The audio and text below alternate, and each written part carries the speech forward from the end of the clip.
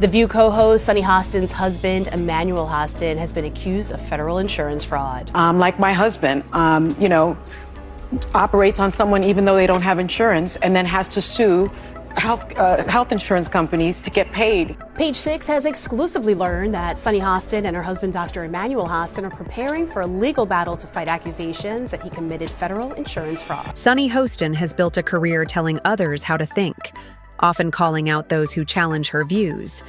But now, the spotlight has turned on her and her husband, Dr. Emmanuel Hostin.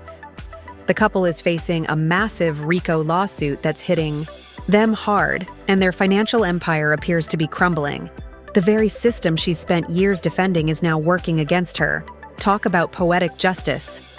I think that in 2016, we didn't know what we would get from a Trump administration, but we know now.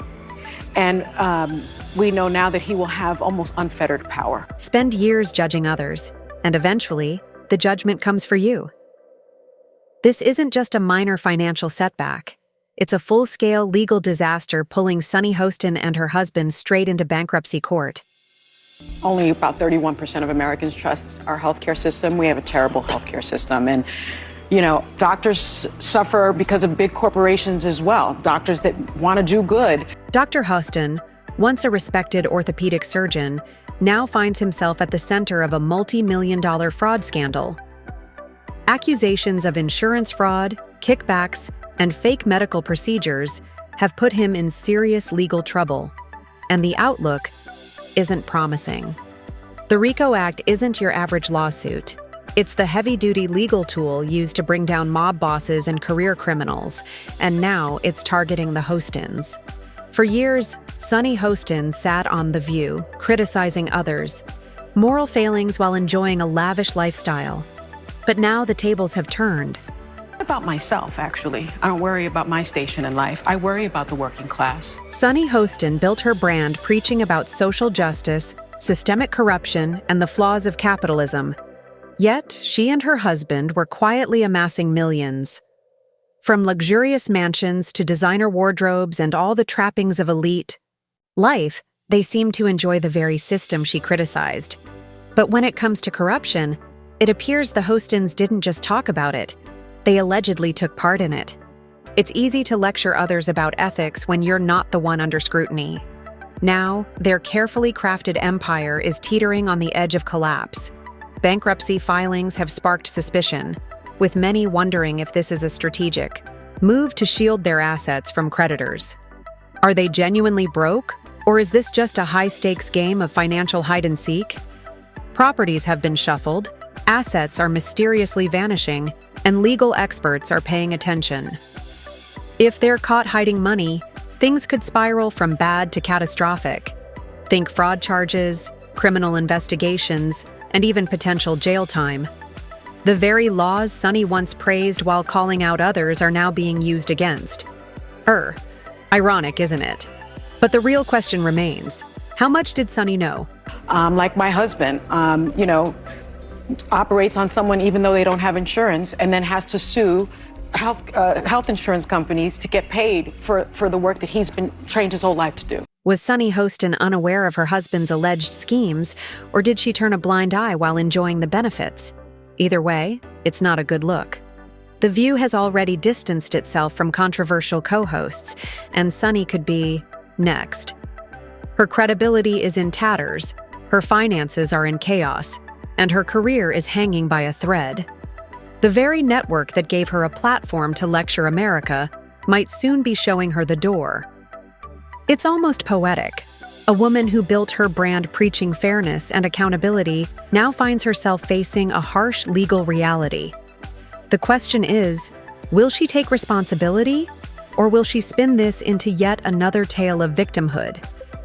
One thing is certain, this scandal isn't going away anytime soon. And as this real-life courtroom drama unfolds, the spotlight on Sunny is only getting brighter. Sunny Hostin, born Asuncion Cummings on October 20th, 1968 in New York City, often emphasizes her background as a defining part of her identity. With a Puerto Rican mother and an African-American father, she grew up in the Bronx, attended the elite Dominican Academy, an all-girls Catholic school, and later earned a degree from Binghamton University before obtaining her law degree from Notre Dame. On paper, her journey from modest beginnings to national prominence reads like an inspiring success story, but a closer look reveals a more complex narrative. Hostin began her legal career clerking for Chief Judge Robert M. Bell in Maryland before moving to the Department of Justice to work in antitrust law. Unsatisfied with that path, she shifted to prosecuting child crimes, a noble but politically charged area of the legal world. This work earned her awards but also served as a springboard to a far more lucrative and media-savvy career. Her leap from law to television began with Court TVE, but perhaps more surprising was her early stint on Fox News. Long before she became a progressive icon, she was a regular guest on Bill O'Reilly's show, debating legal issues in the Is It Legal segment. But as the political tides shifted, so did her career. By 2007, CNN hired her as a legal analyst, where she found her niche, reframing legal debates through the lens of social justice. She turned courtroom discussions into narratives about race, oppression, and inequality, a strategy that propelled her to mainstream media stardom. Her rise has been anything but conventional, but now, as legal troubles swirl around her family, the image she's carefully crafted is starting to crack. Whether she weathers this storm or falls from grace remains to be seen. Courtroom. It's a rather small courtroom, and Trayvon Martin's family has been there from the very beginning. I think yesterday was a very difficult day for the family. Sunny Hostin's career truly skyrocketed when she joined The View in 2014 as a guest contributor. By 2016, she was cemented as a permanent co-host, finding the ideal platform to deliver her brand of moral grandstanding. On a show already known for its over-the-top self-righteous commentary, Hostin quickly positioned herself as the expert on all things legal, and of course, the voice of victimhood. Whether she's interrupting guests with opposing views or presenting herself as the wise, authoritative voice of reason, her message rarely changes. Reason, in this case, often means echoing the latest social media talking points. If there's one thing Sunny Hostin understands, it's branding. In 2020, she entered the literary world with her memoir, I Am These Truths, a familiar tale of overcoming oppression. The book aligned perfectly with a growing trend, building a career by framing oneself as a victim. She followed it up with Summer on the Bluffs, a novel about wealthy Black women navigating elite spaces, conveniently fitting into the publishing industry's appetite for stories that merge luxury with social commentary. The book became a bestseller, though its success likely had more to do with her existing fan base than its literary merit. Never one to miss an opportunity, Hostin expanded her brand further by launching Sunny Hostin Productions, a company dedicated to promoting meaningful stories and underrepresented voices. In practice, this means pushing the same narratives that Hollywood has been recycling for years under the banner of representation. Her first major project? Turning her own book into a TV series. Because what's better than praising yourself? Ensuring your work becomes the next must-watch social justice drama. Over the years, Hostin has covered major legal and political stories, from the George Zimmerman trial to the Bernie Madoff scandal, earning multiple Emmy Awards in the process. But let's be honest, daytime television isn't exactly known for rewarding intellectual rigor at home.